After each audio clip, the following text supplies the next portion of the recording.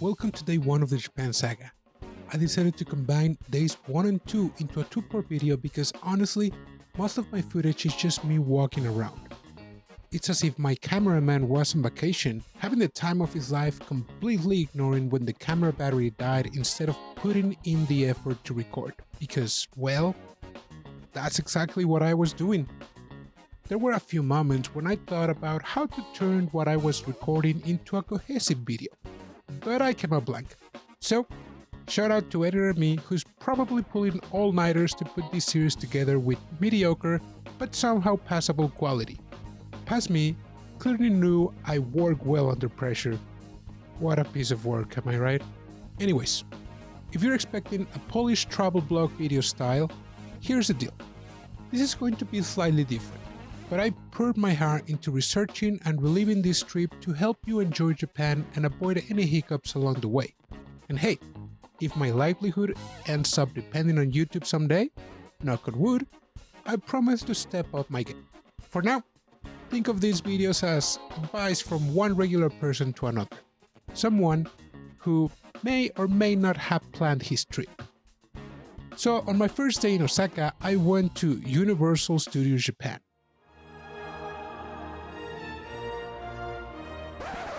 Wait, nope. For starters, that's the wrong song. And I probably shouldn't even use it. I know I'm not monetizing my content right now, but if I ever do it, like in 3 or 4 years, I want to see those sweet 50 cents in my checking account. Anyway, I bought the 1-day studio pass plus Have Fun in Kansai ticket and added 4 express passes for specific rides, which I'll talk about it in a bit. Here's a tip. Always buy your tickets online and in advance. In my case, after purchasing the tickets, I received 2 emails from USG Ticketing. One with the QR code for park entry and the Kansai Pass, more on that in a later video, and another with the QR codes for the Express Passes and the Nintendo World entry. Yes, you do have to pay extra to enter the Nintendo World area, but our friends at Universal Studios probably knew that people was going to pay either way. But I'll get to that in a bit. The park is divided into 10 different areas. If you've been to Universal Studios in California or Florida, you'll notice some familiar rides and attractions like Despicable Me, Minion Mayhem, Harry Potter Forbidden Journey, Jurassic Park The Ride, Shrek 4D Adventure, and Waterworld. Not so fun fact, I was a little disappointed with Waterworld this time because the plane didn't appear at the end like it did when I saw it 10 years ago. It was a bummer, but still entertaining. Of course, Universal Studios Japan also brings Japan's unique charm to the table with its love of anime and the Mario Bros. Franchise. You'll see this reflected not just in the rides, but also in the merch and food throughout the park. One of the rides I used my express pass for was the Demon Slayer XR ride, set in the Swordsmith Village. Another was the Detective Conan 4D live show, which mixed a 4D production with live actors. I didn't record any footage from these rides, or any, because I was too busy enjoying them. But let me tell you, they were fantastic. Even though the rides only had subtitles during the intros, it didn't matter. You stop listening with your ears and start listening with your heart, letting the god of anime translate for you. Or maybe I've just consumed so much anime that I kind of understood what was going on. But the first version sounds more magical, right?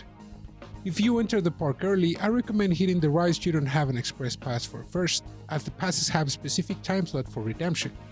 I started my day with Hollywood Dream The Ride, Backdrop, The Flying Dinosaur, and Detective Conan 4D Live Show.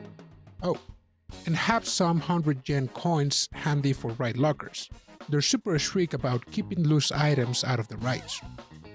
If rides aren't your thing, there are plenty of events and concerts throughout the day, like the Kuromi and My Melody concert between Hollywood and San Francisco, or the Frog Choir at the Wizarding World of Harry Potter. Now let's talk about the food, because it's part of the experience. I tried Nezuko's strawberry donut, a Minion ice cream cookie, the Hello Kitty meat bun, which I felt a little guilty eating, and the Donkey Kong sundae. Everything was as cute as it was delicious.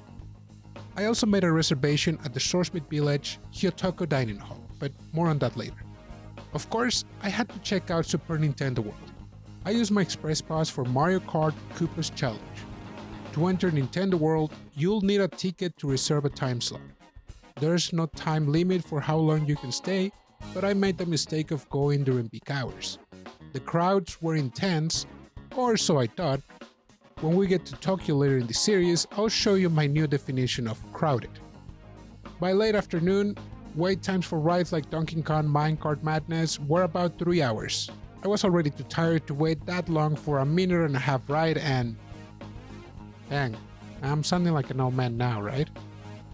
Anyways, you can also buy a power-up band that lets you light up the blocks around the park when you interact with them and compete for coins at some rides and minigames to appear on the leaderboard. It's like Super Nintendo World, it's a game in itself.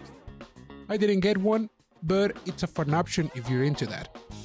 I wrapped up my day with a fancy dinner at the Demon Slayer Hyotoku Dining Hall. I had an amazing sushi meal worthy of a pillar from the Demon Corps. It felt extra special since I made a reservation in advance. Honestly, the prices weren't crazy high, but the attention to detail in team restaurants in Japan is just next level. Trust me, there's more on that coming when we hit Tokyo. With that, day 1 comes to an end. Don't forget to check out day 2 where my adventure takes me to Hofu City. I'm the Bilbao Mexican, keep watching anime. Matane!